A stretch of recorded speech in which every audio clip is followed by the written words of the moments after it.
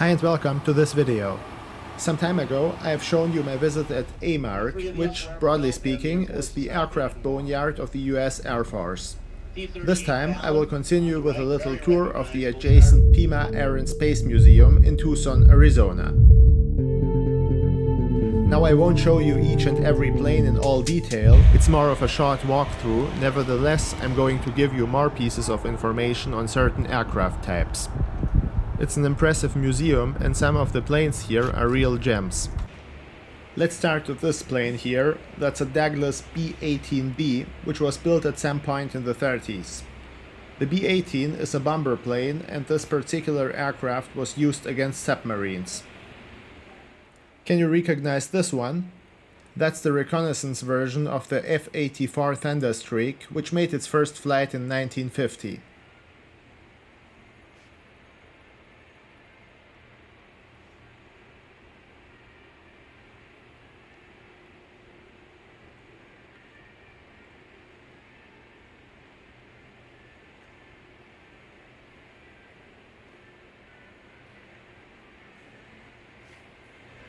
This is a Bell OH-58, actually the armed version. Obviously the crews that flew it were quite successful in doing their job. Those helicopters are still in service in various countries, for instance in Greece. Over 2,200 of them have been built in different versions since 1966.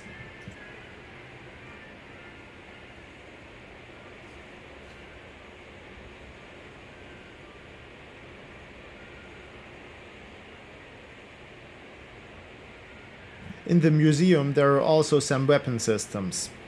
This is the B-53 physics package. Looks kind of harmless, doesn't it? Essentially, that was a part of a thermonuclear bomb with an explosive yield of up to 9 megatons, 600 times Hiroshima, so to speak. The AGM-154 Joint Standoff Weapon is a precision-guided glide bomb. It has been in service since 1998. The US military dropped it over various conflict zones such as Afghanistan and Iraq.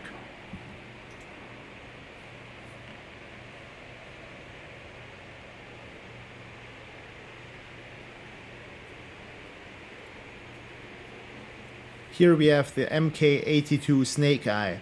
It's unguided, but with a unit cost of something like $2,100, at least back in 2001, it's rather cheap, especially compared to the previous one. This is also an interesting aircraft, and many of you will identify it as the A-10 Warthog. A very distinguishable piece of technology, and it's nearly indestructible. To be honest, I came here for another aircraft, but see for yourself.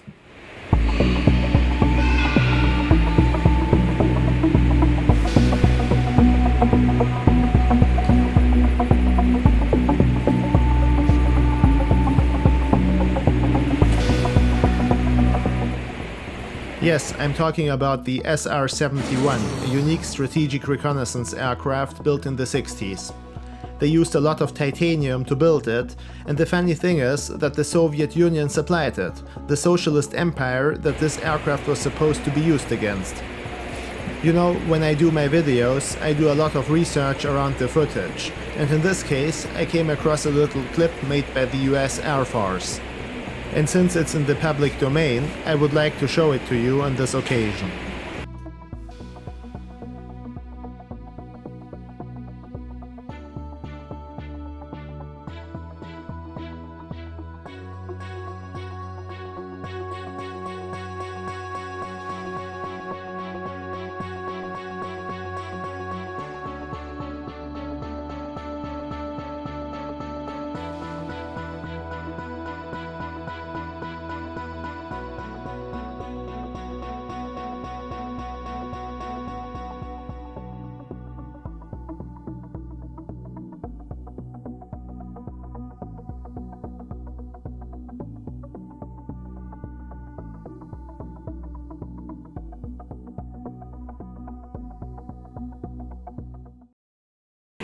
Those are the engines that could accelerate the SR-71 to unimaginable 3,500 km per hour.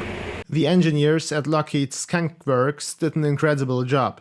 They didn't have the computers and simulation capabilities that are available today, yet they managed to build such an advanced piece of technology. The first flight was performed in Palmdale on December 22, 1964. Now what's this? It looks like a drone, and it is a drone. They used to launch it from the Lockheed A-12. The whole program wasn't very successful though. Only 4 missions were performed by these drones, and all of them were failures more or less. One drone crashed in Soviet Russia and another one in China. The Russians retrieved it and did some reverse engineering at the Tupolev Design Bureau. Their effort resulted in the Varon, or Raven, but it was never built because they came to the conclusion that spy satellites can do the job too. Here's the engine again, made by Pratt & Whitney. It's an afterburning turbojet, and it already powered the Lockheed A-12. Time to show you another excerpt from that US Air Force video.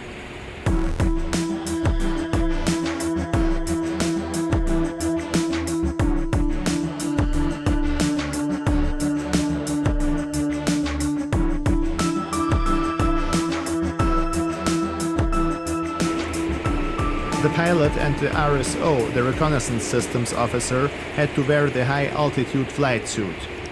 It's a pressure suit, and depending on the mission, they had to wear it for more than 10 hours.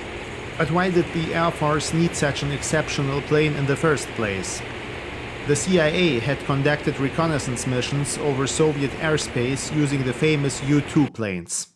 That stopped when Francis Gary Powers was shot down by a SA-2 Guideline air defense system on May 1, 1960. The US leadership realized way before that incident that it needed something faster to safely conduct intelligence activities. The CIA bought 12 A-12 planes, and those planes were eventually replaced by the SR-71 Blackbird. Okay, so what else do they have in this museum? Here's the B-57, that's a tactical nuclear weapon with explosive yields from 5 to 20 kilotons.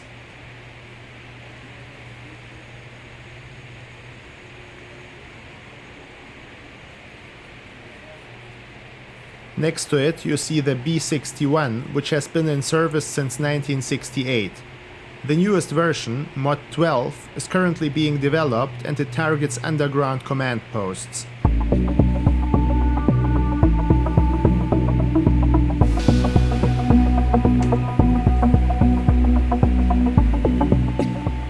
A lot of planes are parked outside, so let's have a quick glance there.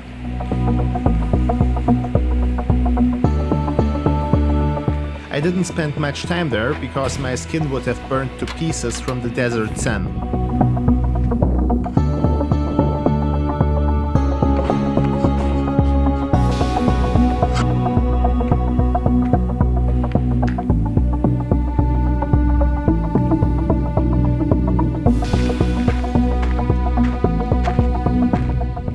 Now let's have a look at the F-15 Eagle made by McDonnell Douglas.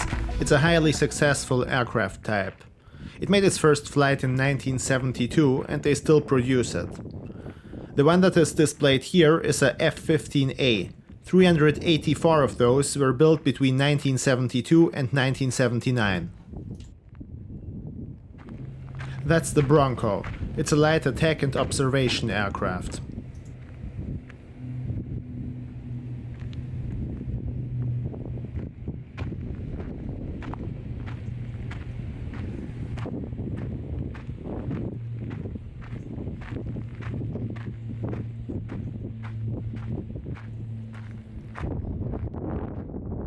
That's an F-111. That aircraft model is no longer in service in the US Air Force.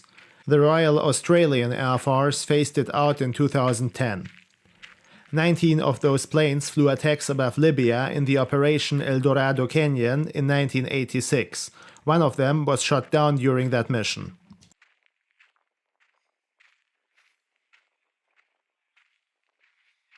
That's a Tornado, and obviously it flew for the German Navy before ending up here.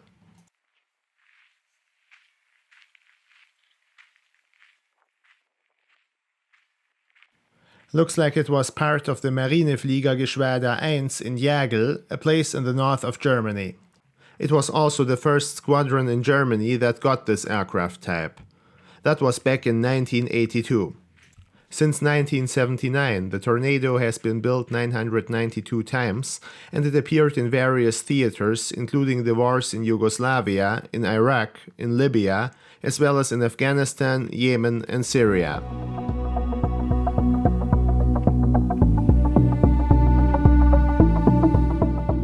Okay, the next plane I'll show you is a 787-8 Dreamliner. This one has the ANA livery, but it's a prototype aircraft, so I don't think it ever flew for that airline. In any case, it's kind of strange to see such a new aircraft in a museum.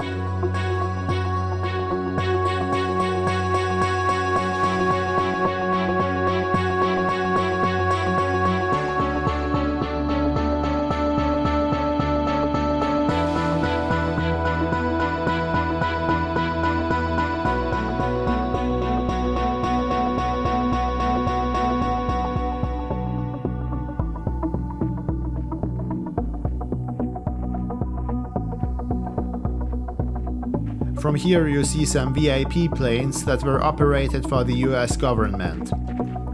The big one is a version of the Boeing 707 called Freedom 1. The VC-130Bs were part of the presidential aircraft fleet. They had a crew of 18 people and could carry up to 40 passengers.